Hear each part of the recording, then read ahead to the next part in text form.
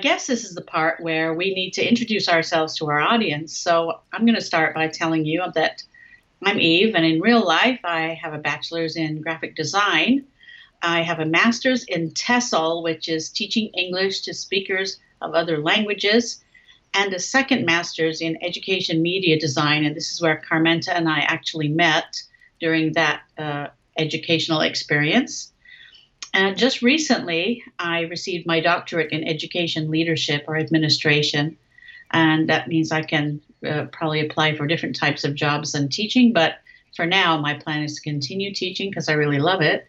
In the past, I taught art at a K-12 school district in Western United States where I was teaching at a very large high school. And after that, I decided it was time for a change. So I moved to Turkey to become English teacher or TESOL teacher, and I've taught K-12 and university here in Istanbul. And at the moment, I'm teaching English, English for math and science, and project-based learning at a very prominent university in Istanbul. I'm really excited about this, Carmenta, and I really want to share some of my stories about teaching here in Istanbul as well with you and our listeners. Well, that's great, and I love your stories, and I'm sure the people listening will too. Hi, I'm Carmenta. In real life, I have a bachelor's in speech with an emphasis in theater and minor in history. I'm certified K-12 and have taught at all levels, including college. I have a master's in reading and am a reading specialist. I also have a master's in education, media design, technology, which is where I met Eve. We did that program online, and we're on the same team. I spent more than 25 years in K-12 education, including 15 years in adult ed and in an alternative high school program where we had blended classroom learning, and I loved using technology in the classroom. Currently, I'm broadening my skills as I work on my next career as a filmmaker and video storyteller. I'm taking classes in videography and am looking forward to also expanding my skills into animation. In the meantime, I'm also working with another former teacher on designing a gamified online geography course for middle and high school students. I want to explore applying gamification techniques to online learning. We are both dedicated to lifelong learning. Our talk show is intended to encourage others and to empower women to constantly pursue growth and learning no matter what their age. And that's a great idea to talk about, actually, because I think that being dedicated to lifelong learning such that we are, I think it will make the different facets of education that we're talking about, whether it's a personal experience or if it's about, teaching a specific group or just, talking about different things that are out there for people to pay attention to in the learning sphere, because I know that we just learn stuff every day, don't we? I mean, it's just natural. What do you think? Well, I think that's true. But I also think that it's easy as people get older to kind of get this impression that maybe we're supposed to retire and remove ourselves from life and let other people step in. And that's not really what should be happening. Human beings are constantly growing, and not only when they're young, not only when they're in their middle ages, but even as we get older, there should never be a time when we're not moving forward, learning more, and interacting more with other people. Oh, yeah, I totally agree with that. And actually, this is kind of something I wanted to mention too, was that what you're saying is, yes, it is great for us to continue learning, because this is how I actually was able to inspire myself in my own teaching career by, for instance, the program that we were in at Full Sail University. They touched a lot upon Gardner's multiple intelligences. I'm not sure if people are that familiar with Howard Gardner. He was a Harvard professor, I think, but he came up with how people learn. Not everyone has the same boilerplate of learning. Some people are visual learners. Some people are physical learners. Some people are linguistic learners. Others are musical. There's like a lot of different ways that people somehow see information and how they deal with it. And I've been recently teaching this new course. It's called Project-Based Learning. We call it PROJ, and this is at my university. And I've got students in groups, and each group is responsible for a project. And they've got to report on something. They've got to make a poster about something, an idea, something that's like a problem that they want to solve. And about a week ago, I had this group, and they're all university age students, 18 to 21. And they were in the groups, and I said, this is the class period that we need to have you guys really solidify your survey questions, because they're going to send out some surveys to other students on campus. And we have about 3,000 students on campus, and just to get answers to the things you want to learn about for your project. And they were having the worst time trying to sort out questions. And I thought, this is something that maybe I could apply a gardener's moment to. And so what I did was I said, okay, guys, this is what I want you to do. Here's a bunch of construction paper. Here's some pens, some scissors, some tape, and some blue tack. I want you guys to come up with some sort of constructed conceptual model that helps you to get your ideas for survey questions together. Write them on this construction paper. Make it a shape. Don't make it just a square piece of paper. Turn it into something. And by the end of that class period, every single one of my 4 groups had created not only a really nice piece of artwork, but they also had decided upon, agreed upon, and solidified what their survey questions were going to be. And I thought it was just going to be a very difficult process because nobody was really kind of on board with each other at first. But this teamwork effort, and using that, some of them I could tell were more visual learners than others, some were more linguistically attuned than others. It just really made sense to me to try this. And it was just a complete, on the spur of the moment decision of mine. Well, that's really great. You were talking to me earlier also about how some books that we've been reading together have been useful to you. So Yeah. what about the master student book? Tell me about that. Well, this is really interesting to me on a personal level. I haven't applied it to teaching as such as I have applied it to looking at myself inwardly. And I think maybe that's kind of a good use for this book for me right now, because I looked in the first part of the book where it says, discover your voice. One of the quotes was, your word creates your world. And I really loved that sentence. It just made complete sense, because how we perceive things, how we communicate, that is our world. And other people are just looking at us from that perspective, because they kind of know how we react to certain things as they get to know us. And I feel that way about my students. As my students get to know me, they've kind of learned to understand how I might react to certain ideas that they have. And with relation to that, our communication styles are something to be mindful of, because exactly that statement, your word creates your world, it's really, really important, especially if you are with a group of people that you're trying to influence or guide in some way. That's great. I think Dave Ellis's book is full of really down-to-earth ideas. I know I used it first at the community college level for students just entering college, and then I liked it so much that when I was teaching in the high school program, I used that also with my students to try to help them, because learning isn't just going to school and reading the book and answering the questions. There's a whole set of skills that a person needs to develop to actually be a learner. Also, you and I are reading The Art of Possibility, that was co-authored by Rosamund Zander and Benjamin Zander, and their idea that they introduced in the very first part of the book, It's All Invented, reminds me a lot about your word creates your world. So I really think the ideas of both of these authors was really cool. And you were talking too about how in the Ellis book, Becoming a Master Student, that you really enjoyed the discovery wheel. I did, and the discovery wheel is one of these it's almost like a personal inventory or a profile.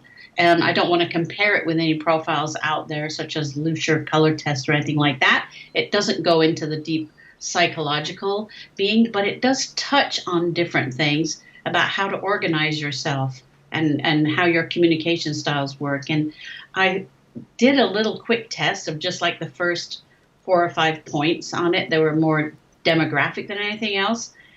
But I had some answers, and one of them was, "What's your purpose in life?" And immediately I just wrote down, "My overall purpose in life is to learn." And I think that's what really embodies what is being said in these books, what's being written by these different authors. It really embodies what I really feel strongly about. And the second one was about how would you like, the things to turn out. And I just wrote down again, I want to have mostly really positive experiences. I know that that's not possible for everything we do. And we all have those bad moments. Even I have them at school where things kind of go wrong and a lesson might not turn out as great as I had envisioned it. But, I think mostly I do have positive experiences. And then another question was, what kind of person are you about considering different points of view and choosing from alternative solutions? And I agreed that I was that person, that I do consider different points of view from all my students. I don't just try to have everyone be on the same page about everything, because they're not going to, they're going to have different feelings and ideas than others. So the fact of the matter is this inventory or this discovery wheel, it really gave me just some things to think about that I needed to think about. And the final one I did answer was, what are you going to do with all of this? And I said that I wrote down, I use my knowledge of learning styles and just learning techniques and incorporating techniques to support my success at work or my school, of course, because I'm a teacher. The discovery wheel is a great tool to help identify a person's strengths and help them think about how they learn. I think it's good to examine yourself using several different tools, because knowing yourself leads to better judgments about how to move ahead. For example, I've told you that I created a mind map, and what I did was I took the results like from the Strength Finder and from other different sources, and I mapped them all out, and I looked for places where I got the same kind of information, so that if you see the same thing repeated a bunch of times, you kind of think, well, yeah, that really is a characteristic that's true of me. Also, understanding your learning styles doesn't mean that we lock ourselves into the styles. We don't look at the wheel and say, well, that's what I am, and never try any of the other ways of learning. We use our strengths to initially learn something. So if we know that we learn better a particular way and we're encountering something new, use your strengths to do that. But then practice using areas that are not your strengths, because eventually the goal would be to be a more balanced person. And all of us have a little bit, maybe, of each of the learning styles somewhere in our makeup. So the discovery wheel is telling us what we're using strongest, what seems to work best for us. But it doesn't mean that we should ignore things that are not really currently something we would identify as our style, but grow as a person until we're using them more and the wheel becomes more balanced. Oh, I think that's absolutely right on the money. When I was looking into this in the book, it reminded me of the fact that I can totally attest to this, because I just recently began teaching this project-based learning class. It's called Proj. And I wasn't sure that I had the right strengths or the right type of information in my repertoire. I didn't know if I had the right arrows in my quiver for this particular thing, but it turned out that I'm more natural a fit for this than many teachers might be. I like that it's not heavily book structured. In fact, there's no book involved. We have a few documents that the students, make contracts and adhere to and do reflections, writing and things like that. But there's not a textbook for this. It's a completely free open. Let's see what these students do with this, with just certain guidance. I'm there to ask the right questions, and I can always think of a million. And I'm there to just, say, okay, well, you guys are on the right track. It's looking good. Let's see how far we can get, for next week. And I wanted to talk also about how important, similar to affirmations actually from the book, was writing discovery statements, writing intention statements, and then acting on them. This is at the end of that sort of profile on the discovery wheel. It just talked about, and there's just like affirmations is what it reminded me of. We have to write discovery statements. I'm assuming, because I didn't read that much further into it, but that discovery statements will be almost like reflection. What happened in this lesson? What did I discover? What did I learn about this from, the way students interacted with each other, which was a great one I told you about with the gardeners placing in there for them to, enjoy being together as a team.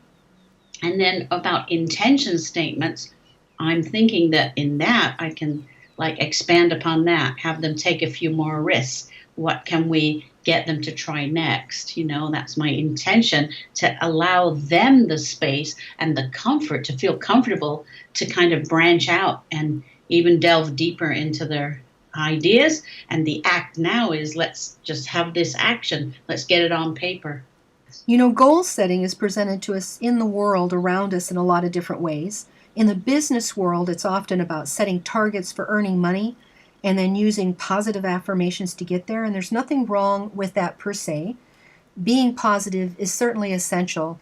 If you're not a positive person, if you're always second guessing yourself, if you're always allowing yourself to be dragged down by negative thinking, not only will you not be very healthy, but you won't accomplish much.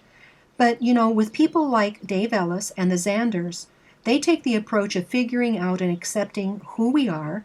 And then for them, goals are about finding out who we are, pursuing the things we love, like for us, learning, and putting all of our heart into them. And then success will follow. So, I really like that approach, and I find that it's a much better fit than, just trying to somehow using positive thinking to kind of grunt out some kind of success. This whole idea of finding the thing you love, pursuing it with all your heart, and then allowing the success to follow just makes a lot of sense to me. Knowing yourself is a key to being a lifelong learner. And in Ellis's book, he shares strategies for knowing who you are, the discovery wheel, that sort of thing, and for dealing with issues that come up.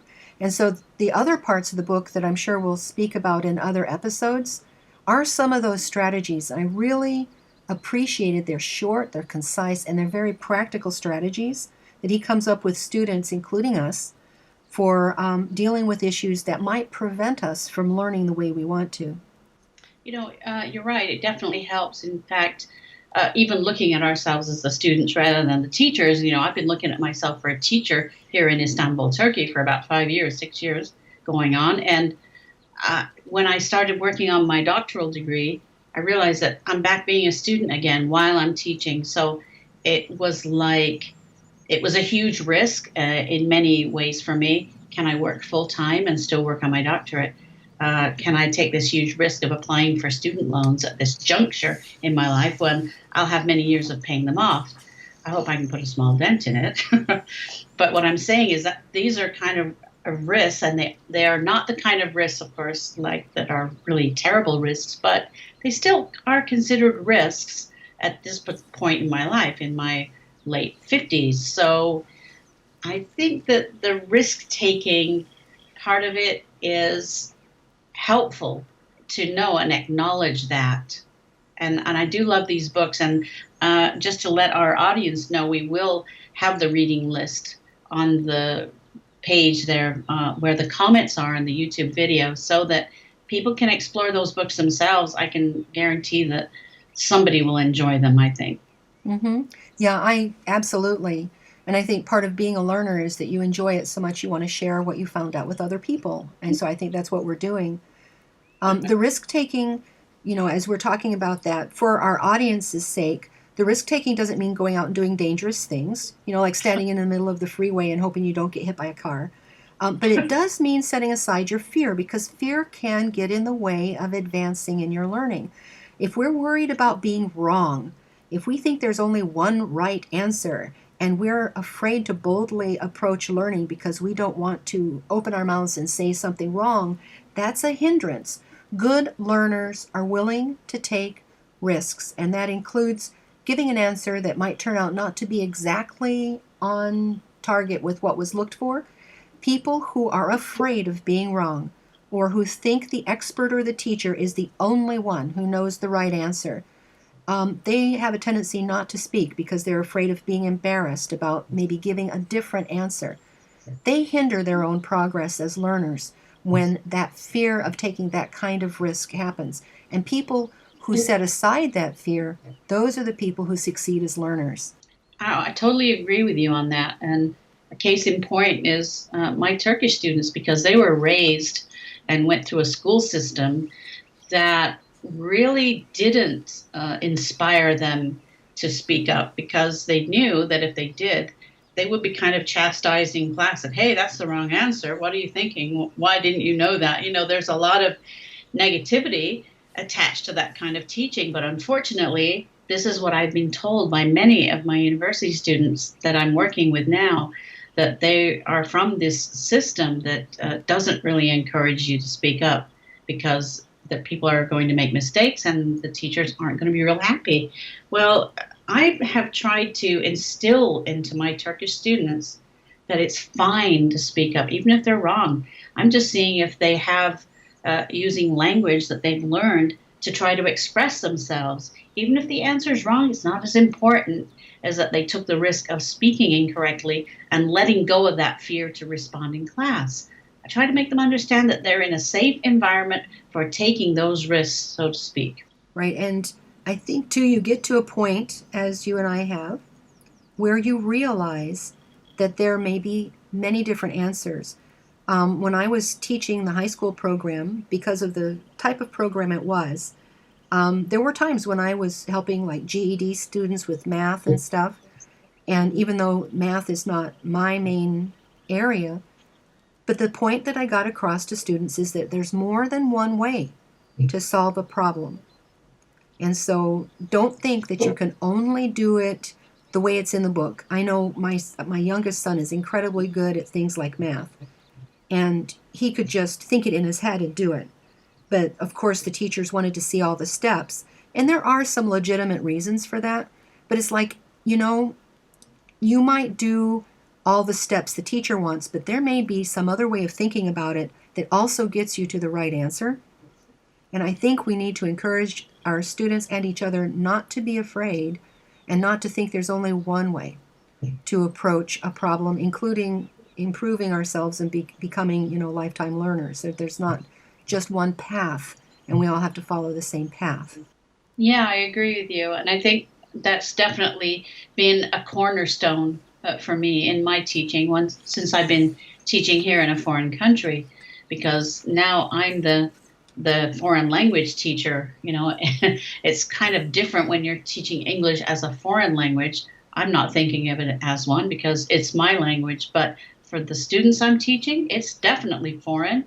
And I really believe in their ability to change the way they think about responding and turn it into a positive experience for them. I am having some definite luck with this group I'm with now, because they've become very comfortable.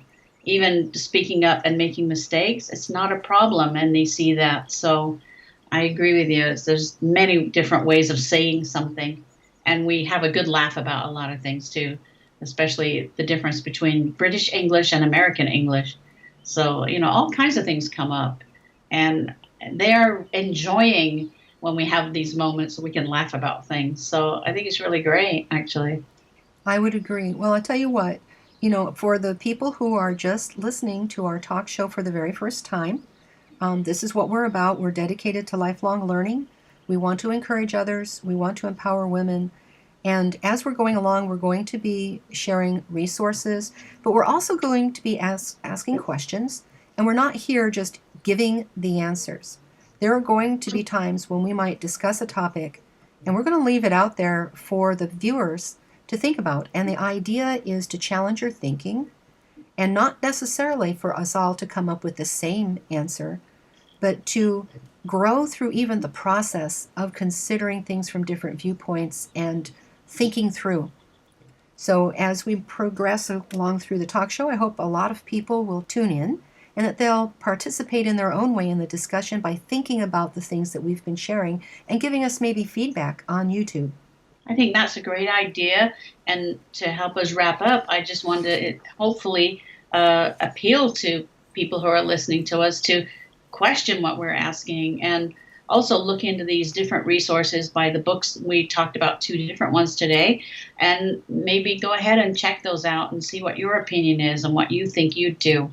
It certainly will be really fun to have students and teachers and all sorts of people in the education field, and even other people who aren't in education but are really interested in it, especially in making some kind of change in education systems so that there is a definite new horizon out there instead of the same old thing that doesn't work. Okay, so for today, I'm Carmenta Soriano. I've really enjoyed doing this first show. And I'm Eve Palatine. Thank you so much for listening, and we really look forward to talking about these topics for a long time.